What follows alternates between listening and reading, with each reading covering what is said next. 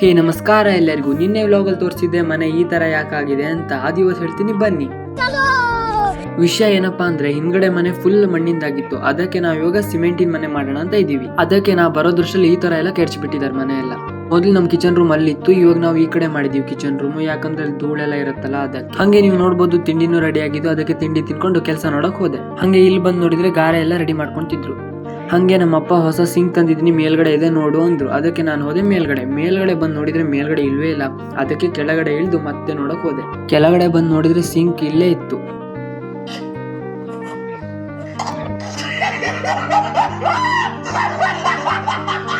ಓಹೋ ಗಾಯ್ಸ್, ಇನ್ನು ಅನ್ಬಾಕ್ಸಿಂಗ್ ಆಗಿಲ್ಲ ನೋಡಿ ಗಾಯ್ಸ್, ನಾನೇ ತೆಗಿತಿದ್ದೀನಿ ಇವಾಗ.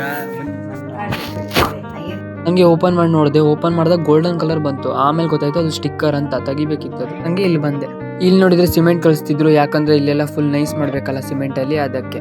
ಹಂಗೆ ಇಲ್ಲಿ ಇಡ್ಕೆ ಹಾಕಿ ಕಿಟಕಿ ಮುಚ್ತಾ ಇದ್ರು. ಅದಾದ್ಮೇಲೆ ನಾನು ಸ್ವಲ್ಪ ಪೋಸ್ ಕೊಡ್ತಾ ಇದ್ದೆ. ನಮ್ ದೊಡ್ಡಪ್ಪ ಈ ತರ ಮಾಡ್ಬಿಡಿದ ಮುಖ ಎಲ್ಲ. ಗಾಯ್ಸ್, ಈ ವಿಡಿಯೋ ಇಲ್ಲಿಗೆ ಎಂಡ್ ಮಾಡ್ತಿದ್ದೀನಿ, ಯಾಕಂದ್ರೆ ವಿಡಿಯೋ ತುಂಬಾ ಲಾಂಗ್ ಆಗುತ್ತೆ. ಅದಕ್ಕೆ ಮತ್ತೆ ಇಲ್ಲಿ ಫುಲ್ ಕಂಪ್ಲೀಟ್ ಆದಾಗ್ಲೇ ವ್ಲಾಗ್ ಮಾಡ್ತೀನಿ. ಮತ್ತೆ ಮಧ್ಯ ಯಾವತ್ತೂ ಮಾಡಲ್ಲ, ಯಾಕಂದ್ರೆ ಕೆಲಸ ಎಲ್ಲ ಇರತ್ತೆ ಅದಕ್ಕೆ. ಹಂಗೆ ವಿಡಿಯೋ ಇಷ್ಟ ಆದ್ರೆ ಲೈಕ್ ಮಾಡಿ, ಫಾಲೋ ಮಾಡ್ಕೊಳ್ರಿ. ಟಾಟಾ ಬಾಯ್. ಇಷ್ಟ ಹೇಳಕ್ ಇಷ್ಟಪಡ್ತೀನಿ. ಓಕೆ ಫ್ರೆಂಡ್, ಬಾಯ್.